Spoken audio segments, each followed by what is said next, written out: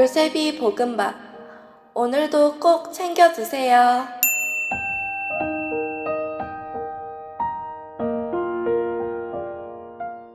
찬미의 수님, 루카가 전한 거룩한 복음 13장 1절에서 9절까지의 말씀입니다.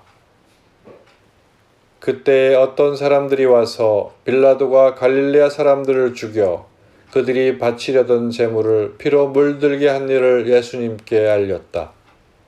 그러자 예수님께서 그들에게 이르셨다. 너희는 그 갈릴레아 사람들이 그러한 변을 당하였다고 해서 다른 모든 갈릴레아 사람보다 더 큰 죄인이라고 생각하느냐? 아니다. 내가 너희에게 말한다. 너희도 회개하지 않으면 모두 그처럼 멸망할 것이다. 또 실로암에 있던 탑이 무너지면서 깔려 죽은 그 18사람. 너희는 그들이 예루살렘에 사는 다른 모든 사람보다 더 큰 잘못을 하였다고 생각하느냐? 아니다. 내가 너희에게 말한다. 너희도 회개하지 않으면 모두 그렇게 멸망할 것이다. 예수님께서 이러한 비유를 말씀하셨다. 어떤 사람이 자기 포도밭에 무화과나무 한 그루를 심어 놓았다. 그리고 나중에 가서 그 나무에 열매가 달렸나 하고 찾아보았지만 하나도 찾지 못하였다. 그래서 포도 재배인에게 일렀다. 보게, 내가 3년째 와서 이 무화과나무 열매가 달렸나 하고 찾아보았지만 하나도 찾지 못하네. 그러니 이것을 잘라버리게 땅만 버릴 이유가 없지 않는가. 그러자 포도 재배인이 그에게 대답하였다.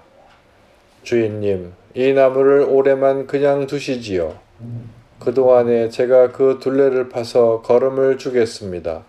그러면 내년엔 열매를 맺겠지요. 그렇지 않으면 잘라버리십시오.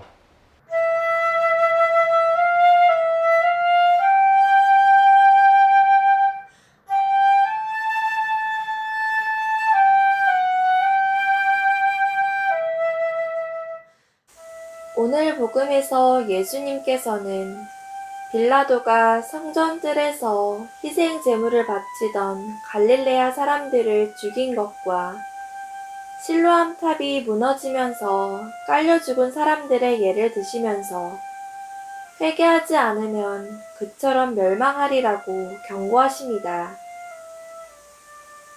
이 두 사건은 특별한 의미를 지닌 것이 아니라 다른 사람보다 더 낫지도 못하지도 않은 사람들이 뜻하지 않게 생명을 잃은 것이고, 사람의 생명이 얼마나 예측할 수 없는 것인지 보여줍니다. 그래서 누구든지 갑자기 기회를 잃어버리기 전에 회개할 필요가 있음을 말씀하시는 것입니다. 예수님께서는 같은 맥락에서 열매 맺지 못하는 무화과 나무의 비유를 들려주십니다. 어떤 사람이 자기 포도밭에 무화과 나무를 심어 놓고 열매를 수확하려고 3년이나 기다렸는데 열매가 달리지 않자 잘라버리려 합니다.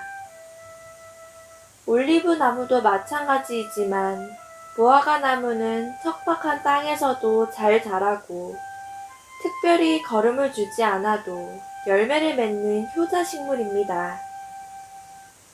그런데 3년이 되어도 아무 수확을 내지 못하자 그 나무를 잘라버리려는 주인의 마음은 당연합니다. 열매를 내지 못하면서 땅만 차지하고 있는 나무는 아무 쓸모가 없기 때문입니다. 그런데 포도 재배인이 나서서 한 해만 더 시간을 달라고 청합니다.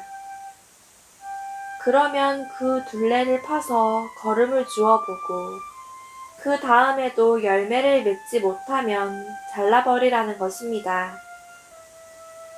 특별히 거름이 필요 없는 무화과 나무에 거름을 준다는 것은 특별히 주의를 기울여 나무를 보살핀다는 뜻입니다. 신앙인들은 계속해서 회개하는 사람들입니다. 어느 누구도 회개의 필요성에서 제외될 수 없으며 은총의 시간이 남아있지만 그 시간은 만약 지속될 수 없는 제한된 시간임을 명심해야 하겠습니다.